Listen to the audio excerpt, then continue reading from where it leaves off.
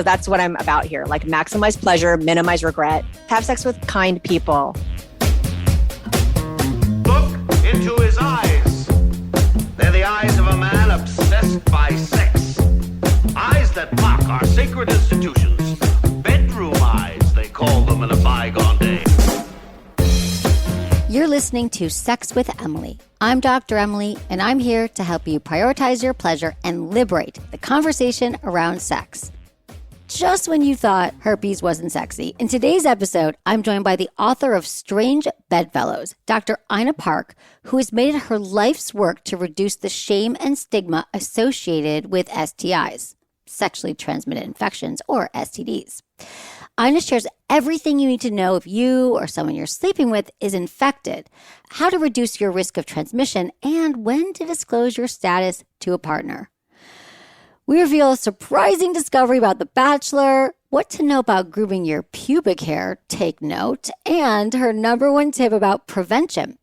We got so many questions from you, and we got into a lot of them, like, is it possible to catch an STI through oral sex? When it's possible to get intimate without a condom, and why having an STI isn't a death sentence for your relationship or your sex life. Dr. Ina Park talks about STIs in a way that I think is going to make you all breathe a sigh of relief. She is the expert. She's been studying it for years.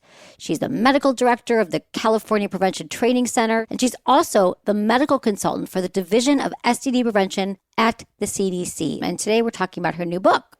Okay, I have an announcement. I'm so excited because I am doing a live virtual podcast next week, April 15th. You just have paid your taxes. I know you're going to want to join me for a fun show. It's at 6 o'clock Pacific. It is going to be a blast. I get to answer your questions live during the show. We're going to be doing giveaways, do surveys and polls and kind of vote what we're going to talk about. And some of you will be called up to ask me a question right there on the spot. It's $10 to view the live podcast experience, or you can pay $100 and get a one-on-one live meet and greet with me, and you get to keep the video of it. I'm going to answer all your questions. We're going to have fun. To find more information, go to loopedlive.com. That's LOOPED live.com. Just go to upcoming experiences and scroll down. All right, intentions with Emily. You know, this is what we do. We set an intention for each episode. I do it. I encourage you to do it. So when you're listening, what do you want to get out of the episode? Well, my intention was to have the foremost expert on the show to answer all your questions about STDs and STIs, to give you the risks and truths, to arm you with knowledge so you can enjoy your sex life even more. All right, enjoy the show. Welcome, Dr. Ina Park, to the show. I'm excited to be here. Congratulations on your new book. We get so many questions from our listeners about STDs and STIs and HPV and herpes and all the things. And your new book, Strange Bedfellows, Adventures in the Science, History, and Surprising Secrets of STDs. I was thrilled when we got introduced. I'm like, we have to get her on the show. So tell me about yourself and then why you decided to write this book. So I've been in the sort of sexual health space, since my college days. And I started off as a peer educator at UC Berkeley. And I would, traipse around to like fraternity houses and dorms with like a dildo and a basket of condoms and do my live demos. And it was actually something that I did as a peer educator, was also dress up as a giant condom and do these live demos in front of like 100 people at Sproul Hall in Berkeley. And I wrote about that for my medical school admissions essay, believe it or not. And they let me in anyway at UCLA. So I love it. Once I got there, I actually became much more interested in HPV. I actually got HPV as my first STI that I'm aware of, and got more interested in studying it because I knew of its link to cervical cancer and anal cancer, and understood that cancers of the genital tract are still kind of taboo. So I actually got more into the research area in HPV. So now I've been in this, space now, moving out of sexual health specifically and more into STI research. And I consult now for the CDC. And then I'm an associate professor at the School of Medicine over at UCSF. Okay. You are the person. And then tell us about the story about writing the book about your son. Yeah. Could you just tell that story? Because first of all, I think we're like kindred spirits. We have so many similarities in our, like you carrying around the dildos and the places I bring dildos to, you can't believe.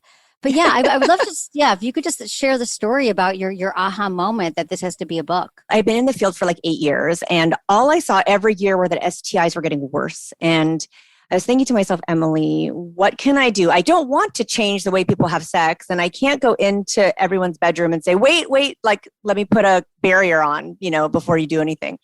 And so what I might be able to do is actually work on reducing the stigma around these. And a way to do that is maybe to start writing about it and increase the conversation around the topic. And if I could do it through humor and storytelling, maybe I could turn people more towards the topic and fascination and wonder, instead of what we are right now is, this sort of fear-based mentality. You say STI and the first reaction is like, ooh, and oh my God, I don't want that, or I'm afraid of that. And the things that we're afraid of, we run away from. So I would never have written a book at that time, Emily. Worst timing ever. But my son actually got hit by a car. So for the parents out there, he's fine. In the hospital, we were in the ICU because he had a skull fracture and he broke his leg. And the neurosurgeon came by and said, how old are you? What's your name? Let's make sure his mental status is okay. And my son answered those questions. And then he said, wait a minute, have you ever had herpes? Because if you have, I want you to ask my mom about it. She knows everything. So his whole team, he's dying. The whole team is laughing. And so then my son, during the hospital stay, asked the orthopedic surgeon if he'd ever had syphilis. He asked the chaplain whether or not he'd ever had chlamydia. So I just looked at him and I said, this kid is like taking a sexual history on every single person he meets, and he's totally fine with it. And so maybe I could do something with this book that could get people just a little bit more comfortable talking about the topic. If I can get my 7-year-old comfortable about it, maybe I could get other people along as well. It's such a good story. When I was reading, I'm glad your son's okay. But Yes. In reading that story, it's true though. It just made me think, like, this is the moment. I understand it, why you needed to write this book, because it is a stigma. People think, oh, I get herpes, it's like a death sentence. I can never have sex again. It's going to be this horrible thing. And you reminded me of the story when my niece was 8, visiting me in San Francisco. I was going through grad school and I had like 300 literally sex books on the shelf. And she stayed with me overnight. And then in the morning, I dropped her off. She went back to them and she said, Mommy, why does every book on Aunt M's shelf have the word sex in the title? And then she started reading the titles like conolingus, like lesbian sex. Like, she asking all these questions that my sister-in-law was not ready to ask. Not ready to answer yet. Okay, so why is there such a stigma, do you think? It's like all this misinformation. I mean, we hear this every single day. We do. And I think part of it is the fact that we don't have, like, I'm just going to take herpes. Let's pick on herpes for a second, because I think it's the most stigmatized of the infections. And I think it's because we don't have great medication yet that completely reduces your risk of transmitting to a partner. The medicines we have are good, like they reduce the risk by about half. But for some people, when people disclose an STI diagnosis, that becomes a deal breaker in the relationship, which I feel like is really unfortunate and really silly, because we know that, something like herpes, it really just affects the skin. It's not going to cause like infertility. It's not going to cause any like long-term health problems, but there is still this stigma surrounding the topic because people are afraid to disclose. And when you disclose and get rejected, then that just augments your fear and the feelings of stigma even more. So it's like this really bad perpetuating cycle that I am hoping with you to try to break and get people more like, normalizing it and understanding that we all get STIs. We do. We all get STIs. So what is the most common then is HPV, right? Absolutely. Yes, by far. And what I tell people, like in my field, we always say HPV is the common cold of the genitals. Every single person gets it. It's like a normal consequence of being a sexually active person. Okay. So I don't even want people to think about it really as an STI anymore. It's just something that happens when you have sex. It's just that we know that there are risks, obviously, with HPV if left unchecked, for cervical cancer, anal cancer, and throat cancer. So it's not like I want people to ignore it. I want everyone to go out and get vaccinated if they're, 45 or under. But it's really a normal consequence of being a sexually active human being. So let's just accept it. You can't even really prevent it anymore. You can get the vaccine. No. You can get the vaccine, but you know what? And sometimes patients have come to me and they're like, oh my God, though, I am perfect with condoms. Like I never do anything without a barrier and I have HPV. And I said, yes, like HPV is like glitter, Emily, like it just goes everywhere. And you can't wear full body latex. I mean, you could, but and that's kind of kinky, but you know what I mean? Right. If you're into that, but you know what I'm talking about? Like you can't cover everything. And HPV literally goes everywhere. Like if you have it in the cervix, it can easily go into the anus because fluids go in there and people stick fingers in places and whatnot. So They do. I really want people to think about it as like, I'm going to get it and it's unavoidable. We asked our Instagram, I mean, we knew you were coming on and we asked them for their questions. So here's just the questions that just came in. Does HPV ever go away? Mm-hmm. So I think the easier answer is to say yes. I mean, for most people, like 80 to 90% of people who actually get an HPV infection will clear it after 2 years. So that would be like if you tested positive for HPV and then you tested yourself serially like every 3 months, after 2 years, almost everybody has cleared the HPV. So every once in a while, I will say, there is a person who like they don't have sex for 20 years and then maybe something happens to their immune system. They get HIV, they get cancer, and they have to go on chemo or they get an organ transplant. Their immune system gets knocked out. And sometimes the HPV comes back, but that is very unusual. And really, for the most part, what we tell people is once you get rid of it, it's gone. Doesn't mean you can't get reinfected with, there's over 200 types now actually classified, believe it or not. So can a guy still go down to me if I had tested HPV exposure but no symptoms? Yes, I think I know what she means. So maybe her HPV test was positive, like she got a cervical cancer screening test or something, and her HPV is positive. Yes, and I hope he goes down on you, please. Absolutely. What I would say is that for folks who are, under 45, go get vaccinated because then you just don't have to have any stress about this.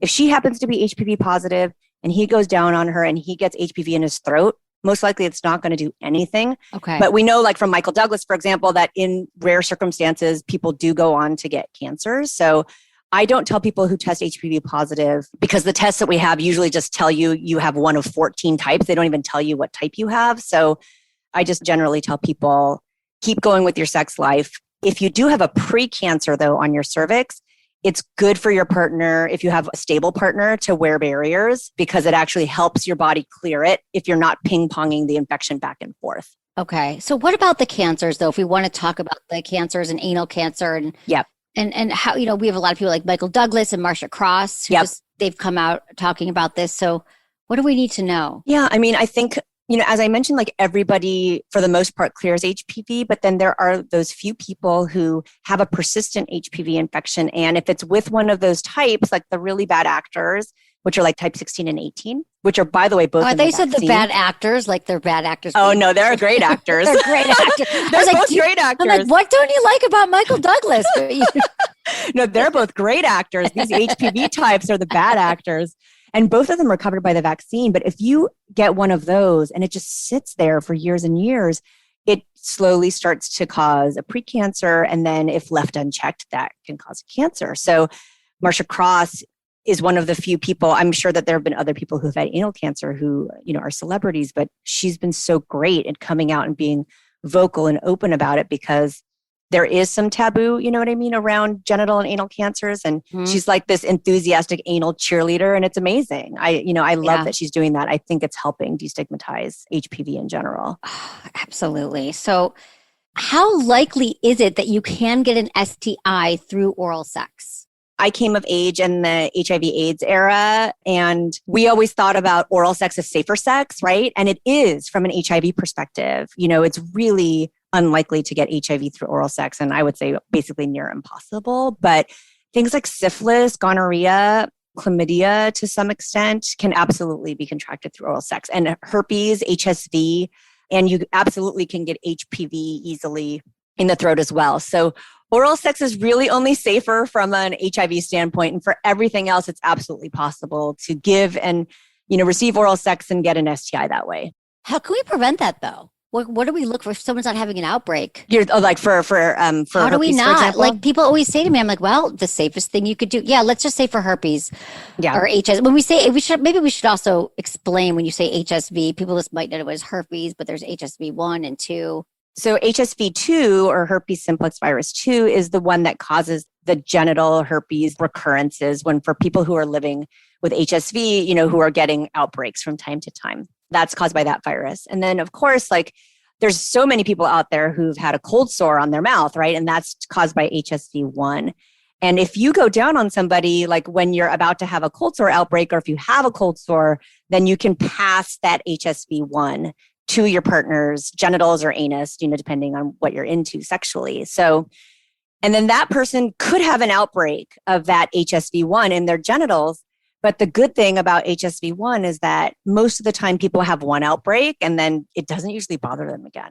So if you're going to get one type, people prefer to get HSV1 because it usually does not end up causing recurrent problems. Right. So it's the HSV2 that is causing recurrent problems. People could have both too, right? You could have HSV1. You can have both. HSV2. Yes. Yep. You can absolutely have both. But one of the things I talk about in the book, there's like this scene where I kiss my son on the mouth and I'm like, oh, I hope you get oral herpes from me because it'll be in the best interest of your penis later in life, which is that people who've already been exposed to HSV1, if they get exposed to HSV2, they're like way less likely to have a recognized outbreak with a lot of pain or whatever. If people don't have any antibodies to any herpes simplex virus, when they first go out and start having sex, if they get exposed, you can have like a really crazy, severe outbreak. And I've seen that. Of course, you're going to recover if that's happening to you right now as you're listening. You're absolutely going to recover. But people that don't have any antibodies tend to have like a more severe response. Well, I love that part in your book because again, I can so picture you like in San Francisco. I think said you were in Noe Valley, which is where we live, and you're like, yeah, the moms with their hand sanitizer and the kid runs up and they're washing their hands, and you were just like, come kiss me on the mouth, like you were germophobic, right? And a lot of the moms. So what's going to happen right now, though? I was thinking about this during COVID. Now we're all safe. We were using hand sanitizer. Are we going to be more susceptible to infections? Well, first of all, like my sort of generation of moms, not me, and lots of public health and infectious disease people I work with are not germophobic, but lots of moms in my generation are germophobic, right. And they're disinfecting everything and sanitizing everything. And now with COVID, oh my God, it's escalated for good reasons, right? Right. But if you don't get exposed to lots of germs when you're young, it actually sets you up sometimes for worse infections as an adult and more allergies, they think. So it's interesting that some folks say like it's good to be exposed to worms and dirt, when you're a kid, and you're actually less likely to get infections later. When we come back, I asked Dr. Ina Park about what it really means if you have herpes and what it means for your sex life.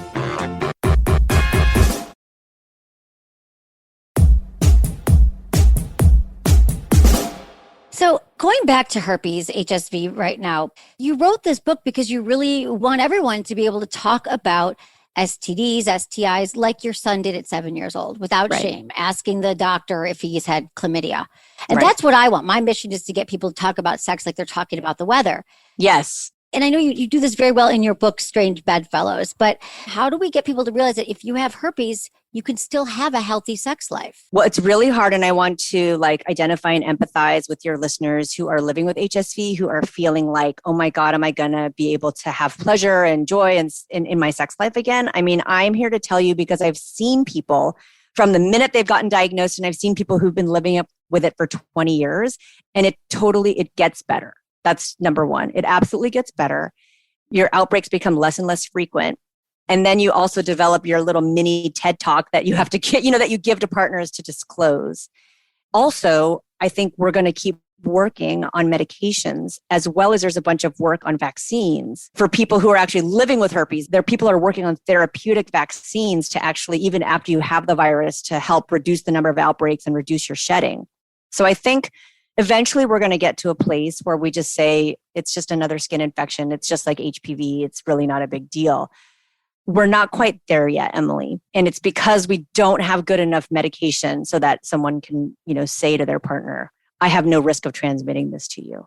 Right. Even with a daily suppressant, you still could transfer it, right? Yes. I mean, it's very, the thing is, let's think about this. Like after someone gets HSV2 and they're living with it for a couple of years, they're really only shedding any virus on like 10% of the days out of the year.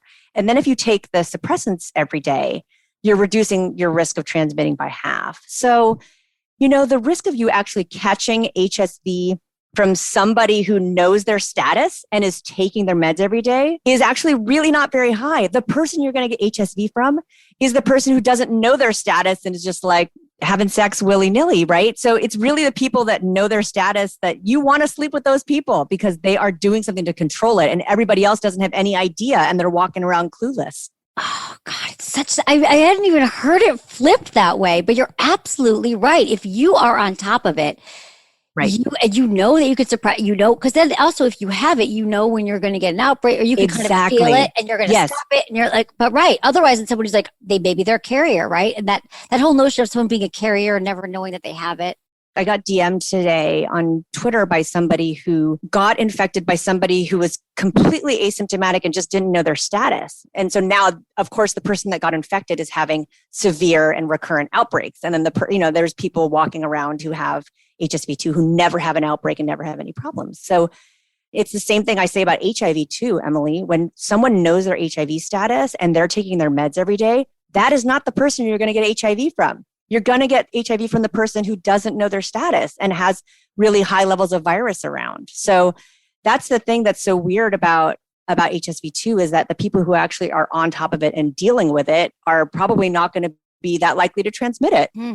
I want everybody to hear this right now. Because what is the percentage right now of people who do? And I know that you say in your book, Strange Bedfellows, that the number is dropping from people who are contracting HSV2. But in general, would you say what? Because I think that's the one that people are most worried about. Because a lot. I mean, at the height of it all, it was 1 in 5 Americans had HSV2, and now it's about 1 in 8. But if we think about how big our country is, that's still a ton of people. It's like 50 million people have it. I mean, and barriers are helpful, but again, like HSV, especially, you can get outbreaks around the anal area. You can get outbreaks on your vulva. So you can't cover those with a barrier. So I say when people are going out and having sex, they just need to understand that comes with the territory and it could happen. And if somebody discloses their status to you, say, thank you for telling me. And in your mind, I want you to hear our voices saying, this person is on top of it and I'm not likely actually to get HSV from them. Yeah, exactly. Oh God, I just want that to be a meme or something. I want you to do a video. I want you to send that to everybody because I hear it all the time. So here's some questions. So someone else said, if I was diagnosed with herpes 16 years ago and haven't had an outbreak in 8 years, how contagious is it? I mean, I think her risk of transmission is really low. I mean, if she really wants to do like a great insurance policy, because the thing is the issue is it's like the shedding happens and it's sort of imperceptible. It's like when animals shed, like no one has any idea. It's happening silently. All you see is like the hair on the ground, right? And it's the same thing with viral shedding. No idea that it's happening. So even though she hasn't had an outbreak for 8 years, there are probably, a handful of days out of the year that she is shedding. If she wants to like put a super strong like insurance policy on it, other than saying, I haven't had anything for 8 years, she could take suppression every day. And then again, she's really unlikely to transmit it. Okay. And then can I get herpes from someone who has no symptoms? Absolutely. Most people do. That's the time most people actually get herpes because people who are, not jerks when they have an outbreak, avoid sleeping with people if they know they're not jerks. Well, what if both people have HSV? Like, is it better? Like if you have HSV2 and your partner has it. Yeah, no biggie. Then you're just going back and forth, right? Yeah. I mean, you can't get it again. So once you have it, if you get exposed again, you already have the antibodies in your blood. I mean, it's a question I get asked a lot is, well, what if they give me, like with HIV, there are, slightly different variations in types, but people with HSV, the thought is like, if this person my partner has it and I have it, they're not going to be able to give me a second type of herpes and it's not going to worsen the outbreaks or the frequency that I already have. Okay.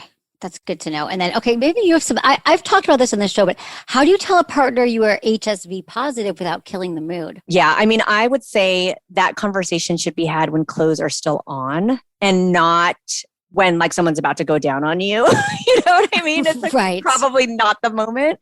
The timing is really important with that. Like, I think if you've already like gotten hot and heavy and you're already like halfway nude or whatever, that's a really hard time because it requires thinking and calculation on the part of the other person, which is why some people just don't do it, Emily. Yeah, exactly. I say outside the bedroom when you know you're going to have sex with someone, when you know that you are going to beforehand, hey, let's talk about our status. Yeah. And I think everyone thinks when they first get diagnosed, they think that every partner is going to freak out. And I just have to tell you, it's been really interesting, like talking to people who are living with herpes. Some people just kind of shrug and say, okay, like it's not like some people really don't think it's a big deal. And then some people do need to like know a lot more. And I've actually talked to couples who are like thinking about having sex and like one of them wants, some reassurance. And to talk to me before they actually go for it. And so it's just, people think my sex life is over and every partner is going to freak out. And it's not true. Right. Well, Not at all. I think your book, Strange Bedfellows, is changing the stigma. You've already changed the stigma. So how about warts? So we have a question here about, you have a whole book chapter on warts and all. And we have a question that says how to get creative when a sexual partner has genital warts. So should we just talk about warts for a minute? Warts are caused by HPV 6 and 11. Those are also in the vaccine, by the way. So if you get the vaccine, you're very unlikely to get warts. And the good thing, the silver lining about getting warts is that those types of HPV will not cause cancer. They never cause cancer. What I tell people who are like actively having an outbreak of warts is like, tell your partner if it's on your penis, like wear a barrier. You know what I mean? You don't have to stop having sex altogether because you happen to have a wart. But I think when you know that you actively have HPV there and that those warts shed a ton of virus, it's a good idea to, tell partners what's going on. But you don't absolutely have to stop doing it. And if someone like were to go down on you and notice that there's a wart there, this has definitely happened to folks that I know. HPV might go into your throat, but that's not going to cause any kind of cancer at all. It's not going to cause any problems. Okay. So how do we know though? Like, what are you looking for? If you're like, well, maybe they don't know, but you see a bump, how would you explain what people should look for? Do you have any tips of the trade? They can look just like little bumps and they can look like little cauliflowers or broccolis, you know what I mean, on a stalk. Sorry to use a food analogy around warts, but sometimes people don't like to know that they're being examined by their partner, you know what I mean? So you got to be kind of stealth about it if you're going to like do a quick wart check on the person before you do anything with them. But yeah, sometimes they just look like little bumps, but most of the time they have a little texture to them, Emily, like little tiny bumps or areas that look kind of rough, like a little cauliflower. Okay. What has surprised you? Because you were already working in this field for so long already. So did anything surprise you? Because you go really into depth. I mean, you get into HIV, you get into warts, like we said, pubic hair, which we'll get into in a minute. But was there anything that, when you write the book and you sit down and do it, what was some new insights that? Yeah, one of the things that I thought was so fascinating was about The Bachelor, believe it or not. So I don't know if you probably haven't talked about The Bachelor. No, but I want to talk a little bit. Tell me. The Bachelor has been in the news a lot, right? There's been lots of controversies right now about that show. But one thing I thought was super interesting was they actually screen all the potential bachelorettes for HSV2. And they use this test that is really inaccurate. And if you actually screen positive on that test, they don't let you participate on the show. Some, producer comes up to you and says, by the way, you have herpes and you can't be on the show. And the problem is that these tests that we actually have, they have these different levels of positive. So there's low positive and high positive. If you have a low positive test, it's accurate 50% of the time. 50% of them are false positives. So these women are being told that they have a lifelong, potentially STI, and the test is wrong. So what I said in that chapter was ladies, go get a confirmation and then go back and get that rose, because right. We are denying people the ability to have true love on TV because of this test that's giving false positive results. And most of the tests are, right? The herpes test or the HSV test there's not a lot of great tests unless you have an outbreak, right? Right. If you're having an outbreak, the tests are amazing. They're really similar to the tests that we're using for COVID. So there are these PCR tests like the ones they use at crime scenes. So they amplify, genetic material. They're super accurate. So if you have anything wrong with your genitals and they swab it and they say it's HSV, you can believe that. But these blood tests are terrible and we need to have better ones. Now, a lot of the labs are actually offering a confirmation test if that first test is positive, just like we do for HIV. You know what I mean? You run one test and then you run a second test to make sure that it's accurate. For a long time, though, many labs just did one test and we were giving out lots of false positive results. Oh my God, really? Everyone go get tested again. This is another public service announcement. All those poor rejected bachelorettes. Maybe it was doing them a favor, though. I know, not it's being true. a bachelor, who knows? But also, let's talk about your chapter on pubic hair, bushwhacked. Because it is a trend. I always think, is the bush going to come back? Because it seems like this has been going on since the early aughts. Yep, exactly. I remember hearing about Brazilian waxing. And I went and did it. I got into it. And now maybe it's coming back a little bit. Can we just talk about the purpose of pubic hair and how it relates to STIs? For this chapter, I had just I started thinking about it because I just noticed oh my God, I haven't seen pubic hair in such a long time. All my patients decided pubic hair was the enemy. And I don't know why that was. And then I said, I wonder what this might be doing in terms of possibly creating risk of STIs, because sometimes when you wax or shave, you can cause like little trauma to the skin. And I actually had a patient who came in, he had a little wart, couple little warts, they got frozen off. And then of course, like he thought he was going to have sex that night on a date. So he shaved super fast and dry. And then he came back and the HPV had gotten into all those little micro traumas and he had like 50 warts after that. So I was like, okay, what is going on here? So, yeah, I mean, I'm not saying that pubic hair. That just sounds like, oh, this poor guy. I mean, it was a total nightmare. And he didn't even get laid. Was it even worth it? Right? Oh my God. It was not worth it. So yeah. So the thing is I don't know that pubic hair serves a purpose other than maybe it provides like a little bit of reduction of the friction, right? That you might get when you're rubbing just skin against skin. But I do have to say, like after having my first and last Brazilian for this book, I had tons of tiny little areas that were bleeding and little micro tears or whatever that are entry points for viruses, especially like herpes or HPV. So it's just something for people to be aware of. Like I don't actually tell people not to take off their hair. I say, you do you. But if you're going to shave, which a lot of people do because, like a Brazilian requires like an appointment and like dealing, right? But if you're going to shave, the pubic hair researchers that I interview here say, do it like in the morning if you think you're going to go out that night. So give your skin like that 6 to 7 hours to start healing before you expose yourself to, someone else's, skin. Good advice. We get a lot of questions about this. What do I do about the bumps and how do I take care of it? And what are the best practices that you learned? The thing that I do talk about, because he studied this as well, is that, men who have sex with men also are not just shaving the front, but they're also often shaving the anal area. And so they're actually more likely to get injuries as well, because it's hard to, like the gymnastics is complicated. How do you do exactly, right? How do you get your leg over that? Right. It's not easy. Oh my God. It's not easy. But yeah, so anyways, I do there are a couple studies in there that we talk about. I always, talk about a study through a story if possible, but that people who are taking it all off, like, 12 or more times a year, they're more likely, it looks like, to get STIs. And it's probably related to the trauma, or maybe they're also just having more sex. And that's why they're taking off all their hair all the time. Yeah, exactly. Well, let's talk about, speaking of having lots of sex, let's talk about that notion that people think that the more sex partners you have and you get an STD, that it means something about you, that it says something about you. And how true is that? Yeah. Emily, this goes back to what we were taught, I think, when we were growing up, that like STDs are sort of some punishment or something for doing something wrong, right? There's that whole mentality that we have. And I tell a story in this chapter about 2 patients that I saw, and one had 25 partners in 3 months. He was a gay man and he was mostly having really short relationships. Some of them were just like one time only. Some of them were just like, a couple weeks. And then I had another person who I saw who only had 2 partners, but he was going back and forth and having sex with one. And then in a short time, he was driving back and forth from Las Vegas to California, having sex with another one, going back and having sex with, so he was having concurrent relationships that were overlapping. And the person who only had 2 partners had like 4 STIs, in the course of a very short course of time.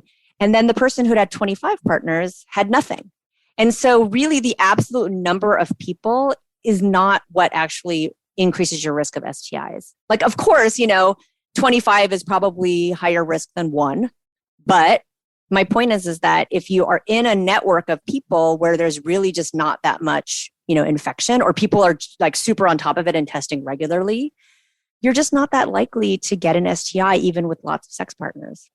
Yeah. So what does increase your risk? Is there anything you could say this will increase your risk of STIs? Yes. If your partner has other partners at the same time that they're having sex with you. So if you know, or you suspect, if you have a negotiated, like non-monogamous relationship, an open relationship, it's, that's all good. But sometimes the relationship is open on one end and the other person, has not agreed to it. So if you think that that's going on, that's a situation where you might catch something, because having the relationships that overlap, where people are going back and forth between partners, that is actually much higher risk than somebody who has partners and then stops and then goes to another partner, has a relationship, stops and goes to the next partner, especially if you test in between.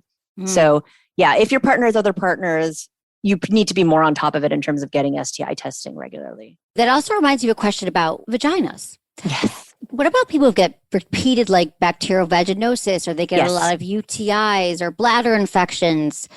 Can you talk about why some vulva owners might be at risk of having more than others?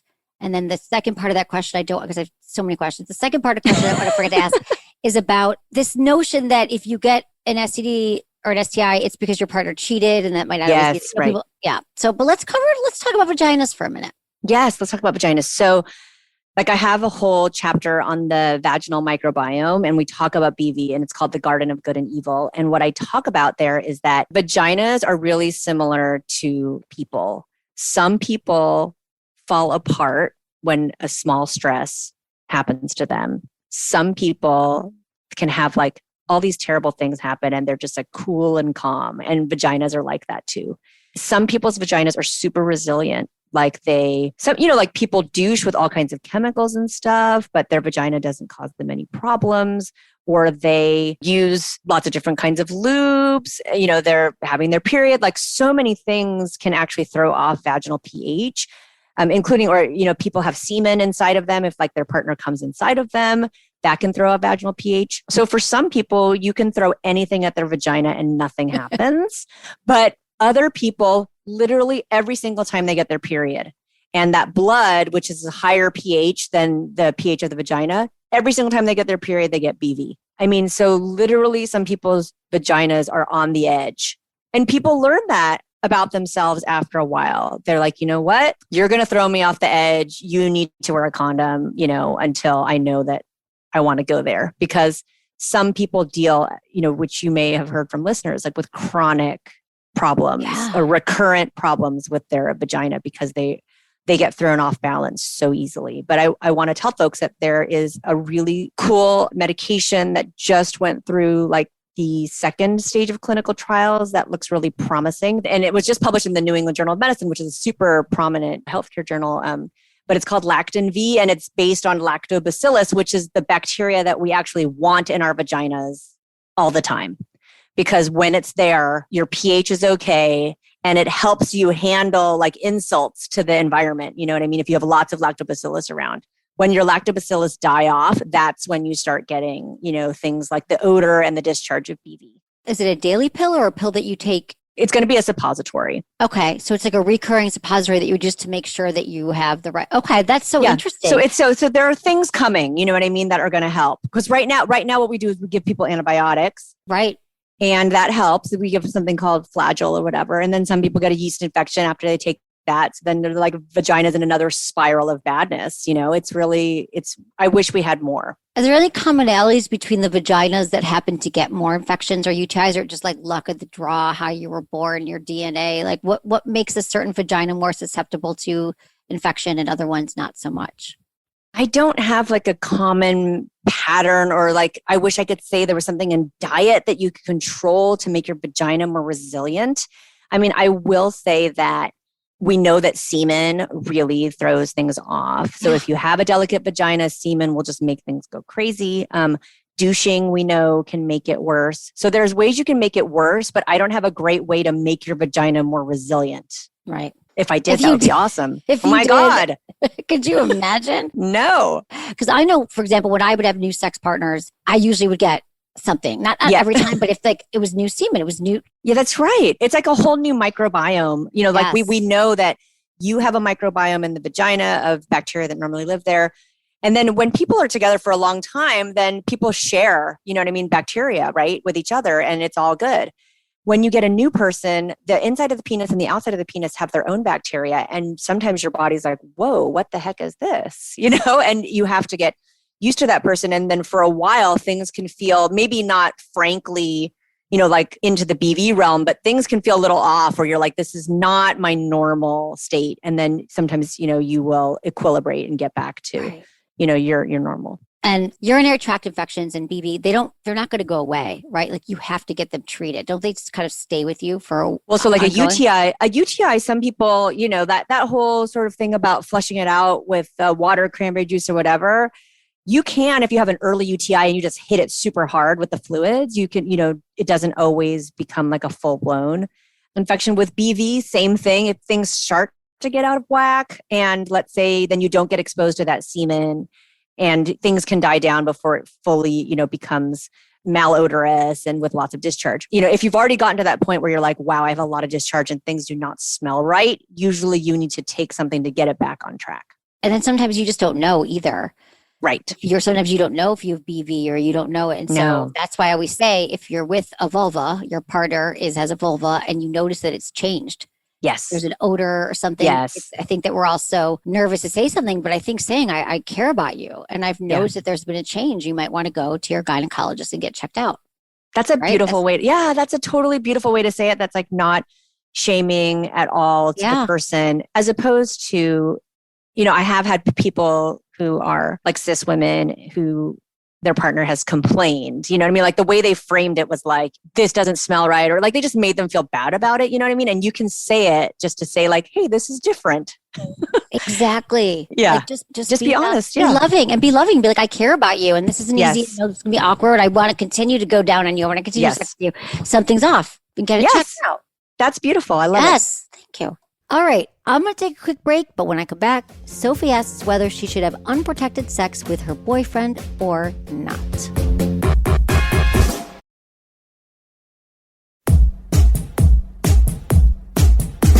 Okay, so maybe we'll get into an email question we have. This is from Sophie, and she asks, this is a longer one, and she says, I've been dating my boyfriend for a year.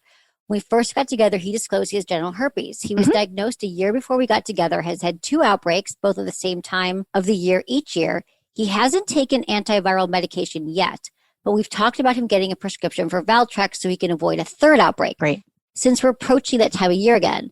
Not sure if that is even how outbreaks work. We always wear condoms, but I'm curious, if he starts taking Valtrex, what is the risk of transmission if we have sex without condoms? Since we've gotten much closer, our relationship's gotten stronger and more intimate, and I've been craving no condom sex. And if we wanted to get pregnant one day, how would we do that? Yeah. I mean, so if he starts taking Valtrex, like, at least 5 days before they're going to have condomless sex, then that's the best he's going to do in terms, or, he can start a week before or 2 weeks before if he wants to, but at least 5 days before would be great in order to prevent an outbreak from happening, or to reduce, like if he's going to have some shedding, then it will reduce the amount of virus that's shedding. So reduce the chance that she's going to catch it. Like I can't give you an exact percentage. Okay. Because the thing is that I know he had an outbreak that first year, and that second year, he might not have an outbreak at all this year. Because the first 2 years with genital herpes are the worst. And some people actually don't ever have outbreaks after those first couple of years. So I think it's nice if we know you're coming up on that time as an insurance policy. It's an awesome idea to take the Valtrex, daily. It has very little side effects. I've had patients who've taken it for 10 years every day. So, and it's really not a problem in terms of, causing any health issues. So I think it's a good idea. And then I think they should go for it. Okay. This is from Anonymous, 26 in Miami. How do I tell my boyfriend who's got a cold sore that I don't want him to go down on me until it's gone, just in case he could spread it? I don't want to hurt his feelings because he loves going down on me and I love it too. Oh, just be honest with him and just say, okay, let's go back to your book, Strange Bedfellows, Anna Park. Let's not have any shame in this. Let's not make it so awkward. I think you just say, I am concerned. It is scientifically proven that if you have a cold sore on your mouth, I could get it on my vagina. So let's just wait a week. Yeah. And the way to frame it, I think, which is nice, is to say, I love having you go down on me. It is so great. And I know from listening to Emily and Ina talk on Sex with Emily, this could potentially give me a cold sore or a sore on my vulva, and I don't really want to go there. So let's just wait a week. Or she might already have antibodies to HSV1. So she could also, the tests are not great, as we know, but if she goes and she gets a high positive result, because they can draw your blood and test you for those antibodies. If she already has those antibodies, then he can go down on her and she's not going to have a problem because she's already been exposed. There's a lot of people carrying around the antibodies for cold sores as well, Emily, and they don't realize it. So I'm so glad you're here with me. You're going to have to come back because we've got so many questions. We just scratched the surface. We literally haven't. Leah, I want to just share like a tiny bit of advice that I give at the end, because people are like, oh my God, how can I avoid getting STIs? And so my advice is you can't avoid getting STI. You can, you can wear barriers, you can do that. But if you're going to be a sexual person, you're probably going to get an STI. And so my advice in the end of the book, I tried to come up with 7 words. Like Michael Pollan's book, he says, eat food, not too much, and mostly plants, right? So I was like, I'm going to do the same thing. I said, have sex, not too much. And then I failed. So what I came up with, my 7 words were have sex with people that you like. Another way to say this is like, don't have sex with jerks. Don't have sex with assholes. You know what I mean? Yeah. Like, and that's because it doesn't protect you from getting an STI if you have sex with people that you find something redeeming about. But if an STI enters the picture, you're less likely to have a ton of regret. Like when people say, like, I slept with this person, I don't remember anything because I was so drunk or so high. I don't remember their name. Or I don't even like this person, but I just slept with them because I was lonely or whatever. And an STI enters the picture. That's when I've noticed that there's a lot more regret. And so I can only protect you from regret and minimize regret. So that's what I'm about here. Like maximize pleasure, minimize regret. That's what we can do.